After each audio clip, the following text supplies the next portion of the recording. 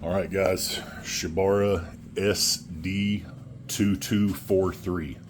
Shibaura SD2243. Let me show you. All right. It's part of my little series of kind of technical information videos about these. Got the thermostat housing right here. I wanted to show you guys. All right, I was able to locate after many attempts at the auto parts stores. I was able to locate a factory size thermostat on Amazon. It came with that's a pretty thick gasket. It looks like about, I don't know, 1/8 of an inch, maybe slightly thicker. And this O-ring that goes around, it's not really an O-ring, I guess it would be a seal because it goes on the lip of this. I'm not sure if I even used this because this is the thermostat I took out of it and there was nothing on there. I don't know if it deteriorated or if it just wasn't there. So anyway, it came with it. I'll figure that out, but I wanted to show you. Okay, so it goes on there, and these do have an offset. See how that part's smaller than that part of the ring right there on the outside? But I want to show you that gasket. It's kind of hard to hold it in one hand, but it does fit on there.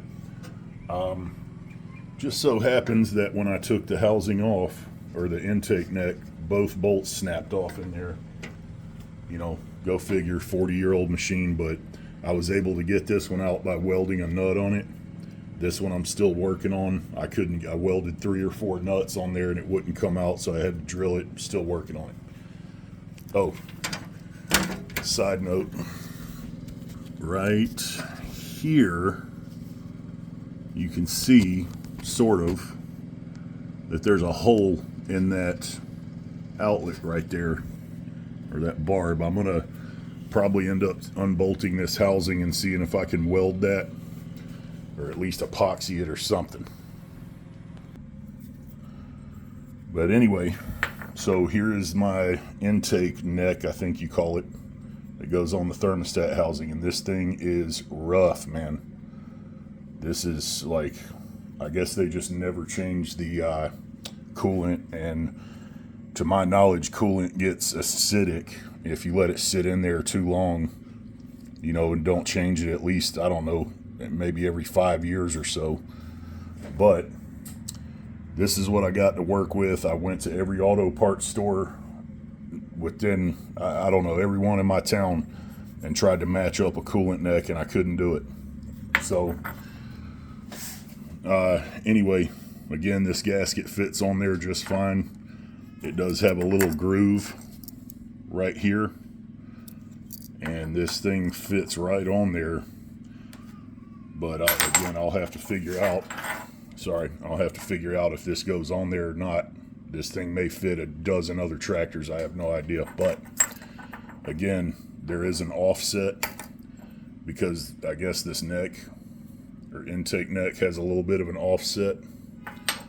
So I'm really not sure, but I'll put the description in the comments or description. I will put the Amazon link in there. I'm not affiliated with Amazon. I'm trying to put out technical videos to help people out because I just can't find a lot of technical and parts information on these machines. So there is a part number on this Chinese box. I don't know if that means anything, but again, I'll put the link in the probably in the comments. That may be easier, and just check for it if you need one. This is a 160-degree thermostat.